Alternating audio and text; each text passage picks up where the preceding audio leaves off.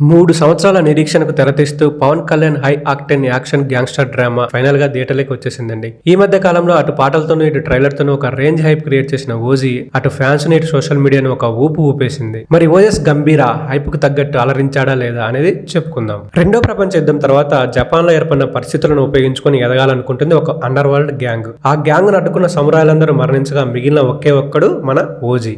Japan నుండి సత్యాదాద ship లో తీసుకొస్తున్న బంగారాన్ని దొంగల నుండి కాపాడిన ఓజీ ఆ తర్వాత ముంబైలో తిరుగులేని వ్యక్తిగా సత్యాదాద ఎదిగేటందుకు అండగా ఉంటాడు. ఇలాంటి ఫ్లాట్ పవన్ కళ్యాణ్ గారి బాలు పంజా లాంటి సినిమాల్లో వచ్చిన ఈ సినిమా చూస్తున్నంతసేపు ఎక్కడా అలాంటి ఫీలింగ్ అయితే రాదు. వావ్ అనిపించే ఇంట్రడక్షన్ సీన్ తో మొదలైన ఓజీ ఫస్ట్ హాఫ్, ఆ తర్వాత వచ్చే ఎలివేషన్స్, తమనన్న పవర్ఫుల్ బీజిఎం, నువ్వు అలా కత్తి పట్టుకొని వస్తే చాలు అనిపించే పవన్ స్వాగ్ తో సాగిపోతుంది. అరే అలా ఎందుకు జరిగింది, ఇదెందుకు వచ్చింది అనే లాజిక్స్ ను పక్కన పెడితే ఫస్ట్ హాఫ్ అంతా అలరిస్తుంది. ఇక ఫ్యాన్స్ కి అయితే పూనకాలే. హై రేంజ్ ఎక్స్ప్లోజివ్స్ తో ఓమి ఇండియాకు పంపించిన కంటైనర్ కనబడకపోవడం, దానికోసం ఓమి తమ్ముడు జరిపే మారణకాండ అంటూ మధ్యలో కొంచెం ఫ్లాట్ గా అనిపించిన ఇంటర్వెల్ ఫైట్ తో సినిమా ఇరగ్గొట్టేసింది భయ్యా అనిపిస్తుంది. తలలు జాగ్రత్త అన్న డైలాగ్ పర్ఫెక్ట్ యాప్ట్ అనిపించేలా సాగే ఆ ఫైట్ తో ప్రేక్షకులు కాస్తంత హ్యాపీగానే బయటకు వెళ్తారు. కానీ సమస్య అంతా సెకండ్ హాఫ్ లోనే వస్తుంది భయ్యా.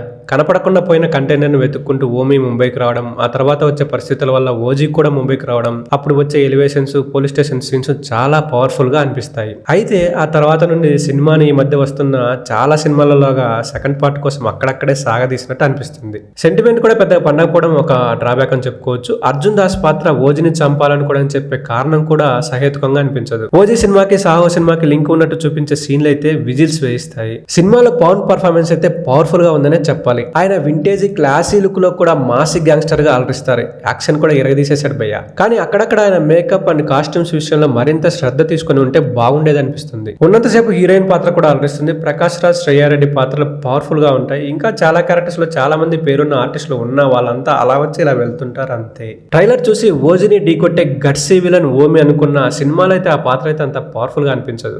సింపుల్ గా చెప్పాలంటే ఓజీ ఫస్ట్ హాఫ్ అయితే ఫ్యాన్స్ కి ఫీస్ట్ భయ్య. లాజిక్ ని పక్కన పెడితే కామన్ ఆడియన్స్ ని కూడా చాలా వరకు ఎంగేజ్ చేస్తుంది. యాక్షన్ సీక్వెన్స్ కూడా ఒక రేంజ్ లో ఉంటాయి. కానీ సెకండ్ హాఫ్ లో మాత్రం కొన్ని వావ్ అనిపించే మూమెంట్స్ ఉన్నా ఏదో చుట్టేసినట్టు, ఇంకా ఏదో మిస్ అయినట్టయితే అనిపిస్తుంది. బహుశా సెకండ్ పార్ట్ తీయాలనే ఆలోచనతోనేమో ఆ పార్ట్ కోసం మిగల్చడానికి మన రైటర్ కమ్ డైరెక్టర్ కథను బాగా లాగినట్టు అనిపిస్తుంది. దానివల్లే ఓజీ హైప్ కి, ఎక్స్పెక్టేషన్స్ కి కొంచెం దూరంగా ఆగినట్టయితే అనిపిస్తుంది. ఒక ప్రిడిక్టబుల్ స్టోరీని పవన్ తన స్టైల్ అండ్ స్వాగ్ తో చాలా వరకు నడిపించాడు. అయితే టేకింగ్ లో ఎంత స్టైల్ అండ్ స్కేల్ ఉన్నా కూడా కథను ఇంపాక్ట్ఫుల్ గా చెప్పడంలో సుజిత్ అయితే తడబడ్డాడనే చెప్పాలి. సో అదండి గ్లోబల్ గిరీశం ఓజెస్ గంభీర రివ్యూ. మీరు కూడా ఈ సినిమాను చూస్తుంటే మీకు ఎలా అనిపించిందో కామెంట్ చేయండి. మరిన్ని వీడియోస్ కోసం మా ఛానల్ ని సబ్స్క్రైబ్ చేసుకోండి.